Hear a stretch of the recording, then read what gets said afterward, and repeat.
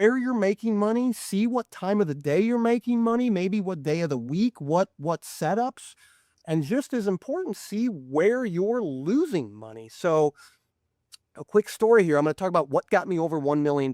So my first 2 years of trading in college, I was unsuccessful. I lost money for 2 straight years, lost around $3,000. My third year in college, I turned 5,000 into a million. This is when I found out that shorting stocks was possible. Now that year, I also went from a million down to 500,000 pretty quick, but I ended the year, I wired out 400,000. So I made, right around $500,000. Year two, I made about the same money. Year three, I had that loss. It was either year 3 or 4, but for the first 4 to 5 years ish, I was making around 500,000 a year, 5 to 600,000 a year. And I kept saying to myself, what do I need to do to break a million? Right? What do I need to do? I mean, yes, trust me, I was very happy making $500,000 a year. 15, 16 years ago was fantastic money. It's still fantastic money today, but I wanted to grow, right? We want to consistently grow. We want to get to the next level. So I thought, there's two ways to grow. There's two options. I can either take my position sizing and all my A+ trades and just double it, right? Or finally, I'm a slow learner. It took me 4 to 5 years. I sat down, I looked at my tax return, I looked at my Schedule D, and I went through every single trade that I have. And I found the 10 to 12 really big trades, really big setups. And I made 50,000 on this, 80,000 on this, 60,000 on this, 40,000 on this, whatever the case may be.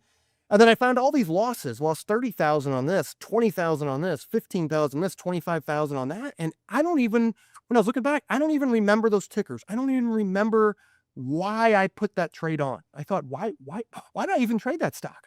If I did trade that stock, why in the world did I trade with that position sizing? I didn't even know it. So my thought is, going into the next year, I am going to take my A+ setups. I am going to increase size, maybe 10%, 15, 20%, whatever it is, whatever I was comfortable with. But I'm going to take some of these losing trades, majority of losing trades, and just not trade them. Say, hey, if this is not an A+ setup, I might trade it because I'm bored, right? Which is another flaw of a trader. I'm bored, boredom trades. But if I'm going to trade it, it's going to be with very small size, very tiny size. And I did that next year. And I broke $1 million. And I thought, it's incredible, right? So, and the only reason I learned that is from going back, analyzing all of my trades to really figure out what I was doing well and what I was doing poorly.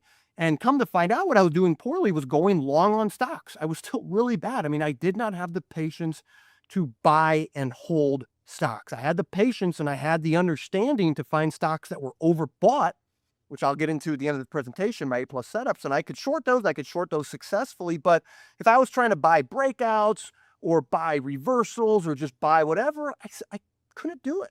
So I just minimized those, cut those out, and bam, my P&L almost doubled the next year. So that is what analyzing your trades, how that really helped me. And, that's why it's really important to just say, I'm going to talk about our edge and getting into our edge a little bit further on, but we need to realize, is it worth trading what we would consider coin flip opportunities? Is it even worth it, right? Is it even worth our time? Is it even worth our patience? And if we're trying to learn a new strategy, if we're trying to say, hey, I'm a good short bias trader, but I want